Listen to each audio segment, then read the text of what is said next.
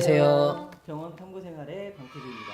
요즘 병원이 우후죽순 정말 많이 생겨나고 있는데요. 단순히 인터넷 검색만으로 병원을 선택하기가 정말 어려운 것 같아요.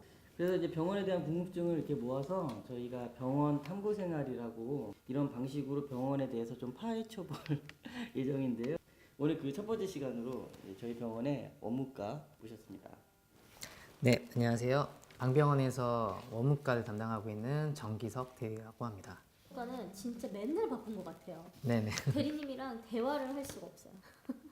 아니 살이 쪄서 와도 살이 다 빠져서 나간다라는 자연스럽게 다이어트가 된다고. 원무과를 가야겠네요.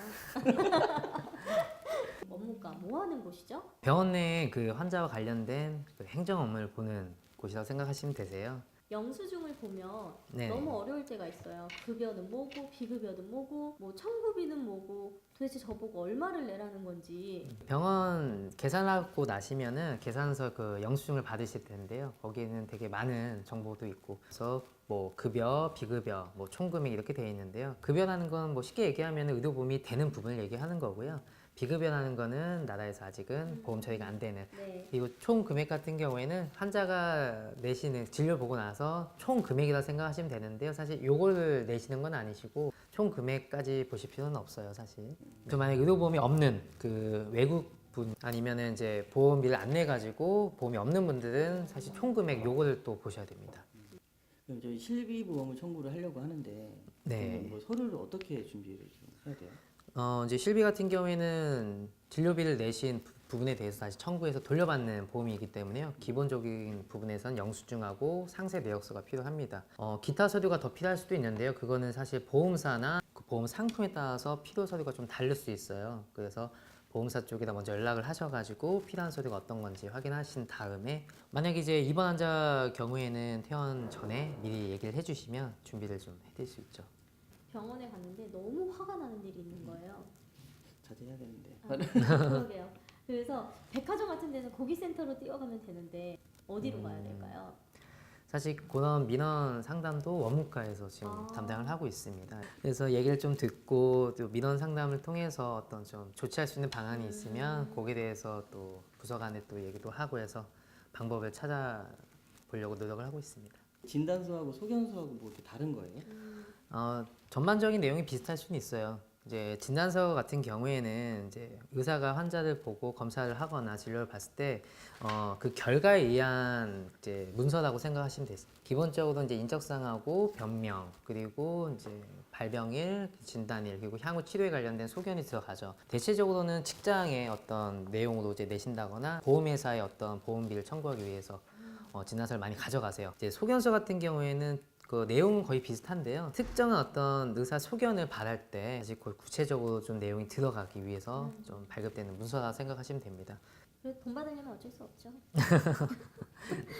네, 10,000원씩입니다.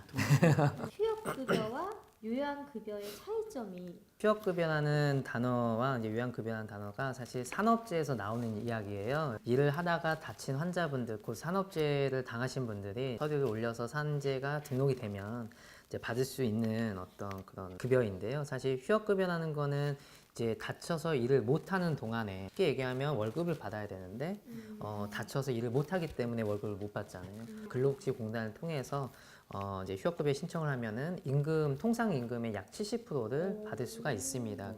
이제 요양급여라는 거는 사실 이제 치료비라고 생각하시면 되세요.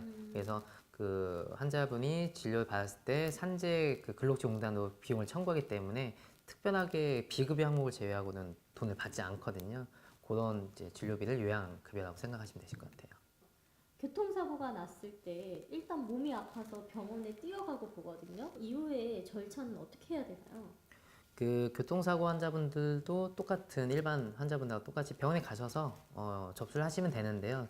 단 접수를 하실 땐 교통사고라고 좀 얘기를 해주시는 게 좋습니다. 접수하는 직원분이 다 파악할 수 없는 부분이 있기 때문에 교통사고라고 얘기를 해주시면 이제 원무과 직원분께서는 접수번호를 얘기하실 거예요. 그래서 그거를 제시해 주시고 보험회사가 어디라고 제시를 해주시면 원무과에서는 거기 이제 연락을 통해서 접수 유무를 확인해 드리고 혹시 접수가 잘 안 돼 있다고 한다면은 거기에 대해서 다시 한번 안내해 드립니다. 원무과 일하시면서 가장 힘드셨던 점이 어떤? 사실 일 자체가 좀 바쁘기도 하고요. 다 힘든 부분이 있지만 이제 저희가 환자분이 아프신 분들을 상대를 하다 보니까 좀 민감하신 분들이 많으세요. 그래서 저희 직원 입장에서도 사실 그걸 알기 때문에 좀 다가가는데 좀 잘한다고 생각하는 부분에서 불만족스러운 부분이 분명히 생겨서 저희 쪽으로 이제 민원을 제기한다거나 경우에 따라서 뭐 정말 욕을 하신다거나 이런 분들이 간혹 있습니다. 사실 저희도 잘해드리려고 하는 부분인데 그런 느낌을 받을 때는 좀 많이 어렵고 힘들다고 생각이 들어요. 맞아요. 업무과도 서비스직이다 보니까 감정 노동자로서의 그런 애로사항이 있을 것 같아요. 끝나고 이제 술 한 잔씩 하신다고. 그래서 이제 술을 많이 먹죠. 술을 끊을 수가 없군요. 일하시면서 뭐 기억에 남는 환자분 없었어요? 이제 산업재해로 수술하셨던 분이 계시는데 어깨 수술을 이제 1차, 2차 하셨던 분이 계세요. 근데 직원분들한테 고생한다, 수고한다. 그리고 이제 뭐 비타 500이라도 하나 주시면서 좀 따뜻한 말을 해주시는 분이 있으세요. 사실 본인도 1차, 2차 수술하시는 게 힘들고 하지만 이제 오히려 저희 병원들한테 먼저 안위를 물어보시고 이런 부분 때문에 많이 힘을 얻고 했었습니다. 그래서 많이 딱 생각이 나네요. 말씀하시는데 어떤 분인지 알 것 같아요. 네, 네, 안부 얘기하시고, 물어주시고 예, 사실 맞습니다. 그러기가 쉽지 않거든요. 네. 뭐 비타 500 때문에 그런 건 아니시죠? 예, 물론 아닙니다. 마지막으로 원무과에 입사하고 싶어서 준비하고 계신 분들한테 한 말씀 해주시겠어요? 예. 일단은 원무과에 이제 들어오시려고 그 관련 학과를 공부하시거나 거기에 대해서 이제 내용을 이제 듣고 있는 분들이 있을 텐데요.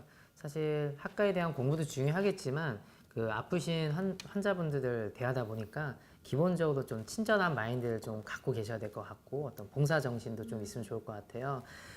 그런 그 마인드만 있으시면 사실 일할 수 있다고 생각합니다.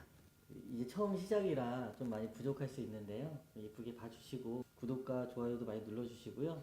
다음번에는 다른 부서로 또 한번 찾아뵙도록 하겠습니다. 인사할까요? 네. 여러분 행복하세요.